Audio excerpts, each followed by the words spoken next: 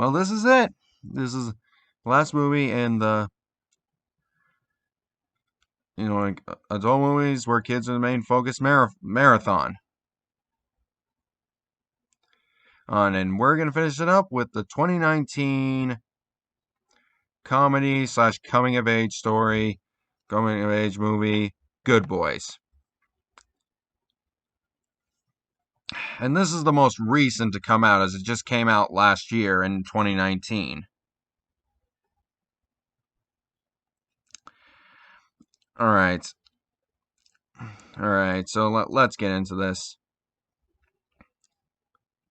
Let's get into this. This, as I said, this movie is yet another coming of age story. Except unlike Stand By Me, which was serious, this one goes for a more comedic tone. Oh yeah, this one is definitely more of a comedy.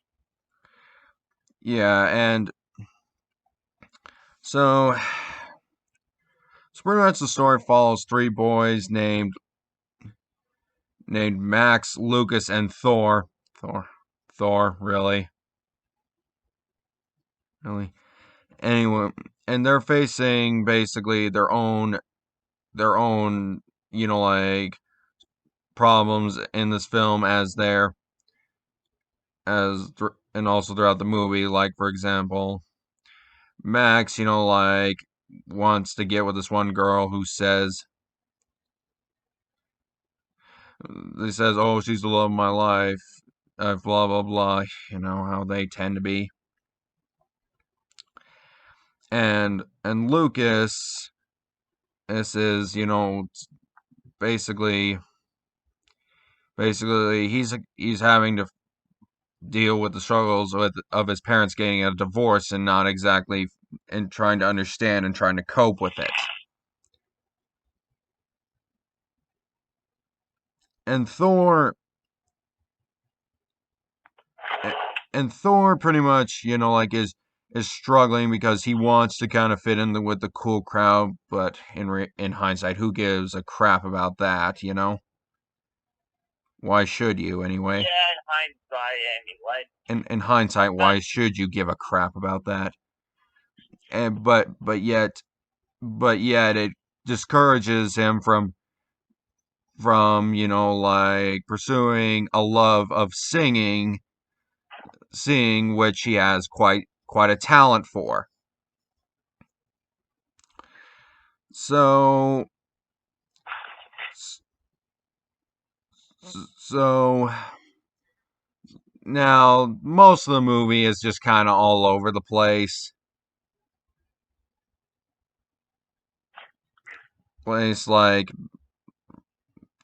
and one thing that they have to amp up in this movie is sadly a bunch of like sexual jokes and stuff like that, and them being oblivious to the facts of it, which it works here, but like some of it can be just, I'm just not a fan of that type of humor to begin with, but some of it generally gets a laugh. Like at the beginning, getting Max's, like trying to sneak watch porn on his laptop, then his dad walks in.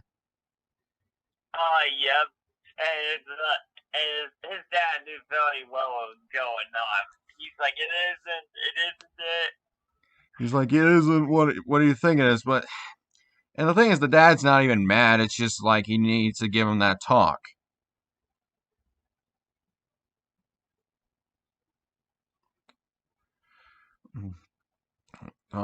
But the main, pretty much,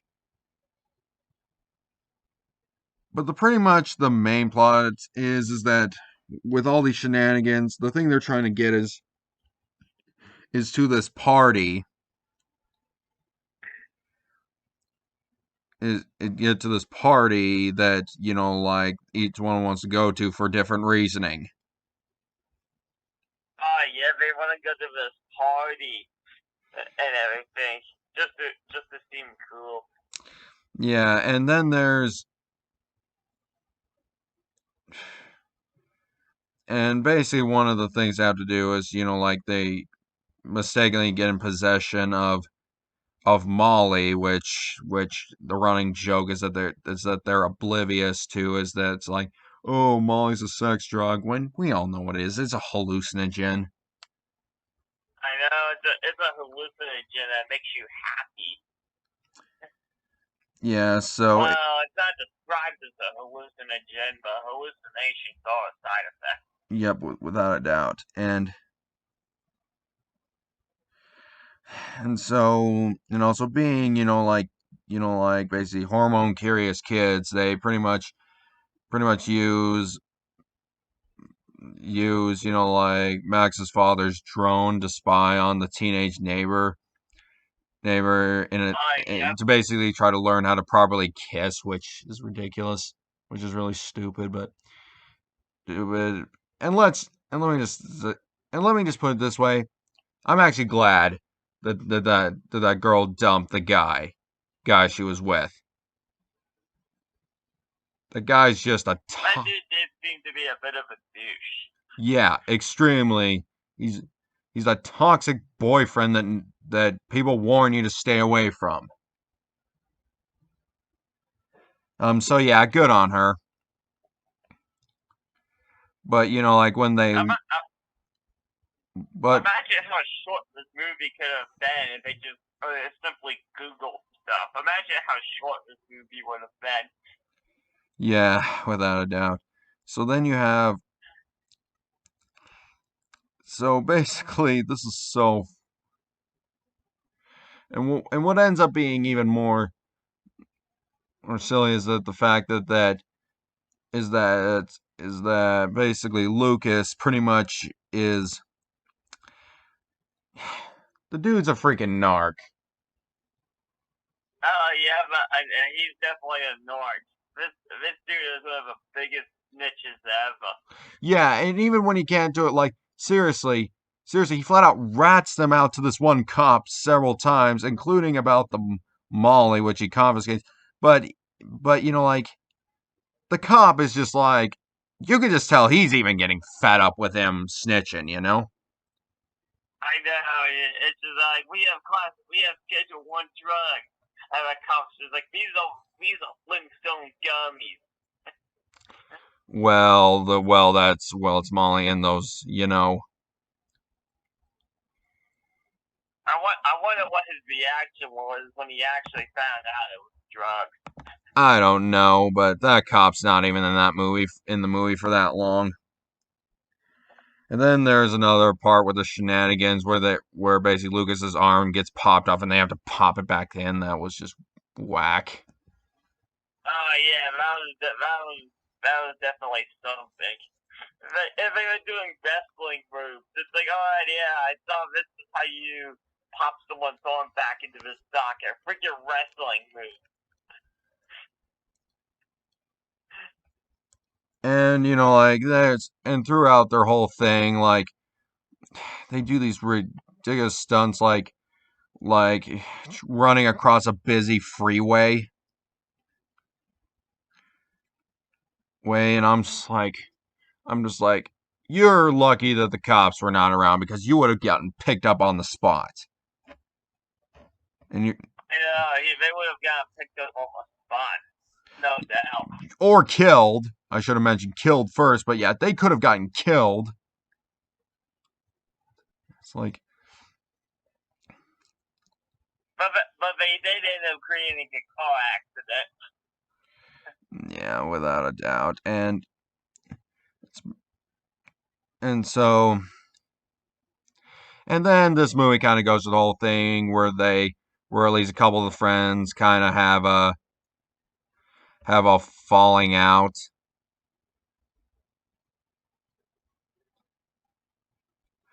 Falling out, which which most of the time in films I cannot stand, but here it works because it doesn't last like forever. It doesn't drag at all.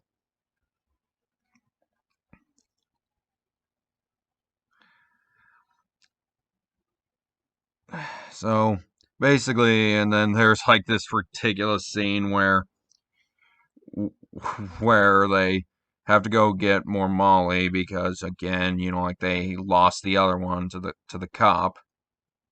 Oh yeah, they lost it, so they have to go get more of it. They go to the this girl's ex-boyfriend's house, and it's just overall pretty shady.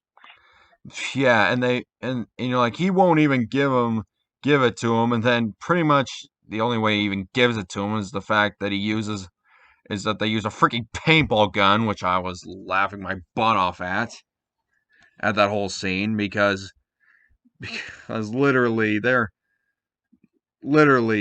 kids beat a bunch of college students,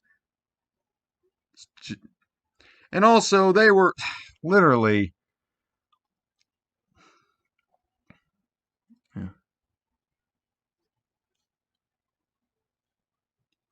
Yeah, so and yeah, not to mention those two girls, the girl and her best friend, Brandon, and like the ex of that guy, who's basically the ex of that guy. Basically, yeah, throughout the movie, these boys encounter them all throughout the movie. I know, and they get into some weird situations in the process. Like when she's chasing them on foot, and they crash into this bus, and the dude's like, "Hey, yo, she was trying to do weird stuff to us." That, yeah. So yeah, Oh so yeah, you can't. Let's see, you can't forget about the other perverted references like the swing and the CPR doll. oh yeah, without a doubt. Then they find a bunch of adult toys in their. I'm not even going to use the word in in one of their parents' closet, thinking that they're weapons.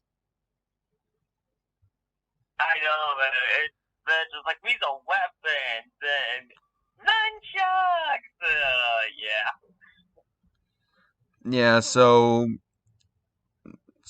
yeah, there's a lot that happens throughout most of it, which honestly, I just thought most of the movie was just okay. I mean, it had some funny moments, but one thing that was really handled quite well in the sense is the ending where everybody ends up.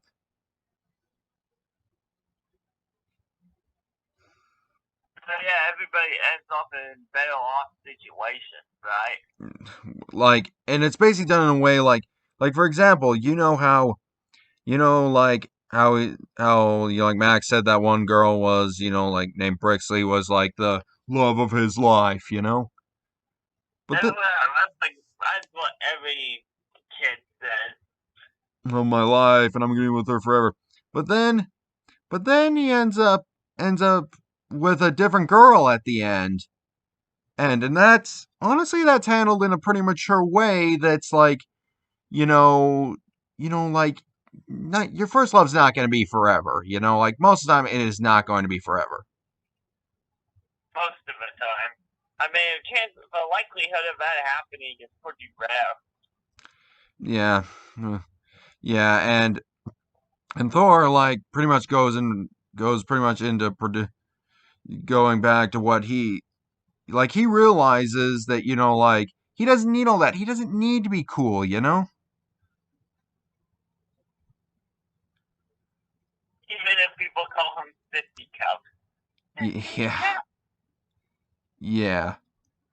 Yeah, he realized he didn't need all that. He should have just went with his passions all along.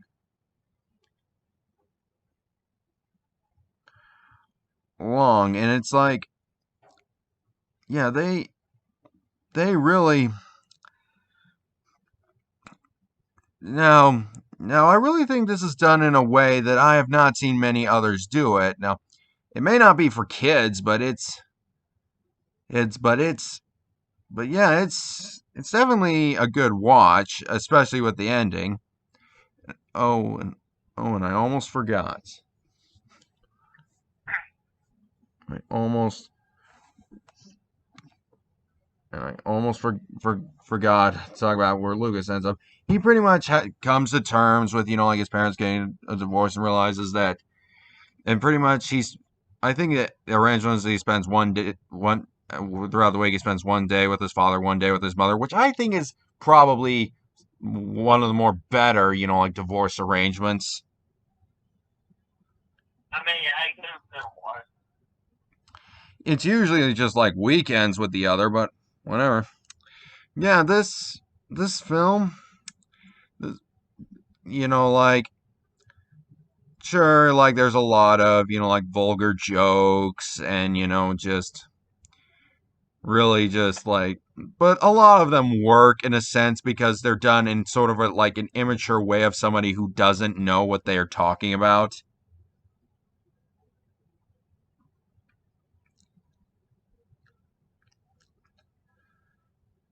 And I was really surprised by this. I was kind of expecting everything just to be kind of one big, like vulgar, unfunny fest. I mean,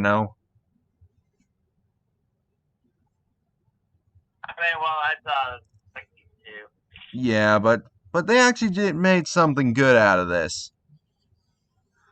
And it also shows that, like while they can still be friends, they're gonna grow apart over time and, like have their own ways of doing things. And yeah, there are friendships that don't last forever. Yeah, definitely. Yeah, and this one actually, despite having more quite a few cliche moments and stuff like that they actually handled them, some of them in a very fresh way, like the ending.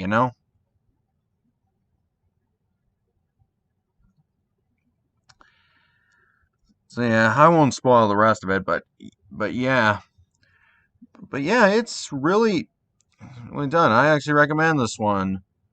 Done. Would I show it to kids? No, but you're gonna get. Oh, but you're gonna, but definitely, if you're a young adult, you're definitely gonna get a good something good out of this. Anything you want to add, Pitt? Anything more? Nah, I said basically all I wanted to say. All right, all right. The marathon is over. Tune in next time when when we when we discuss Project X.